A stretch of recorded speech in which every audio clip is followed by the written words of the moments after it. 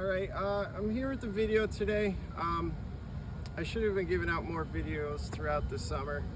For those of you that don't know, newer members, I like to do videos when I can to explain how the course is reacting to what we're doing and the course conditions.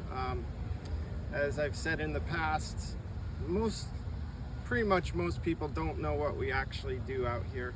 In fact, we actually had Ron Pritchard out here 2 weeks ago to look at some projects that we might be doing in the future. And even him, as an architect for 50 years in the business, I was still giving him tips on grass. He doesn't really even know the grass part of it. He's the architect. When we're out here every day, obviously we have to know the stuff, but there's a lot of little things that go into this that people don't realize. And when you're cutting grass as short as we are, you have to be on top of stuff every day. And with this past stretch of weather, the last 8 days have been, I've been doing this 29 years now. This is my 29th season.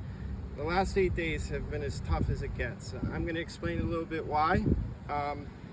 And the big part was this spring. This spring was hot and dry. We didn't have rain from pretty much March all the way through June. We had a couple storms, but nothing major. So I know that some of you probably have heard in the past, it's always a saying I've heard other golfers say, that if it's dry, you drive roots. That is true to some extent, but you still need a little bit of moisture in the ground to drive roots. So this spring, we spent more time syringing the greens and trying to keep the POA alive than it could recover. So, it went weeks without water, natural water, and it just couldn't drive roots. Even when I'm explaining to my guys here too, the grass is a living being. So we kind of treat it like we're treated, In the last 8 days, I'm sure everybody's been tired because of the heat and humidity, and it gets frustrating. Well, the grass is no different. The problems that we ran into last week, and it's not major problems, but for instance, I just want to give this video to explain why we didn't allow carts across the street last week. What happened was, first of all, we still got a growing environment across the street here that's really wet. In those woods over there, that's just like a swamp area. And these trees here, along with the trees along this end, do not allow any air movement in here. So when you hit these nasty weather stretches, these 3 fairways are not as strong as the other end of our course. The other end of our course gets more air movement. It's on hills. The water doesn't just sit there like this. This is a flat area. So I'm going to show you exactly what saved us with a lot and why we still have to do work across here. One good thing would be, thinning out some of these trees over here, because it's like a wall here.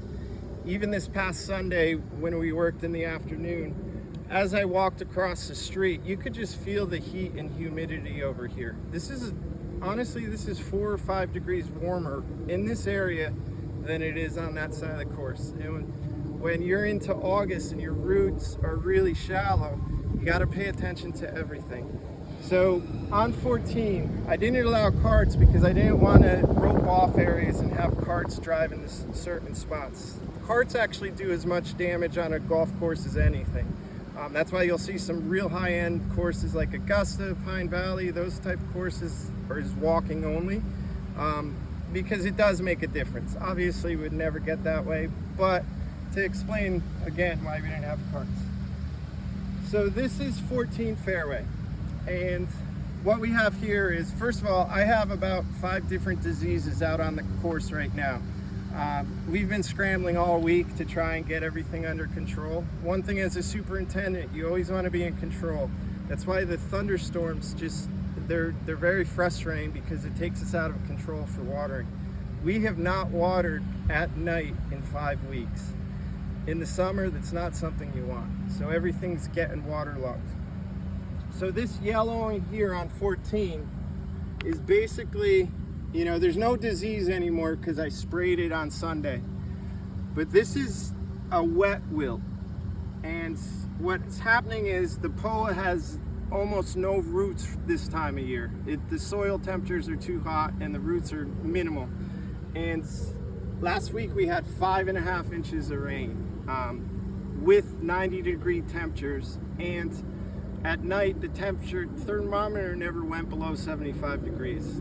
The grass can't recover through those days.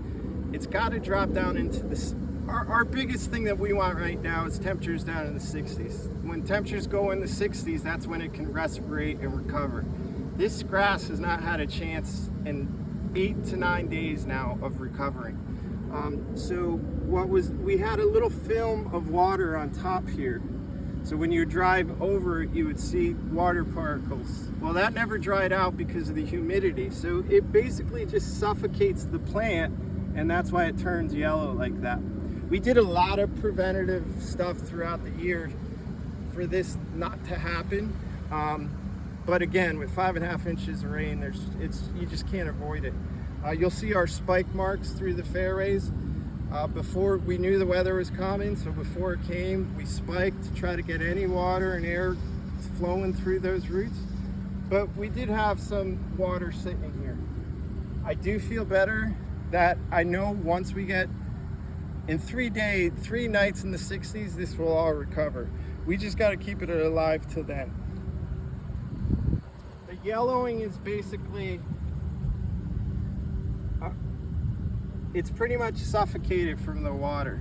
There's no roots here, so that water sitting there suffocates. With the sun hitting it, it suffocates it, and that's why it turns yellow. So across the street here, you'll see yellow spots, and that's where water sat. But I want to show you why it's just in this one spot. So as you get here, over here, this is our drainage. We have a drain line right through here, and as you can see, this is all green over here. There's a little yellowing over there where water sat by the drain just because it didn't drain off quick enough. But in order for us to fix this, which I will in the fall, is we just got to extend our drain line out a little bit more. If this was extended out a little bit more, it would have saved us.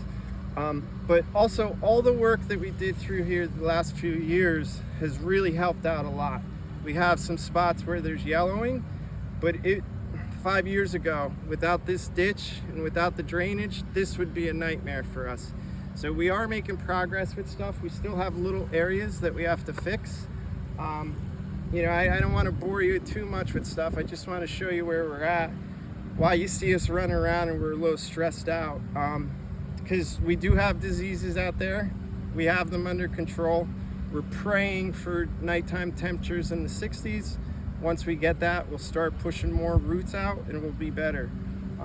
Our fairways have very minimal roots right now, just because how hot and how wet it is. But so for that being said too, you might see us out here syringing in the afternoon. We got to keep the top of the grass as cool as it possibly can be during the day. We can't let anything stress out too much, or that's when we'll start losing turf. It's a tedious process through the next couple days. The last 9 days has been as stressful as it gets for a superintendent.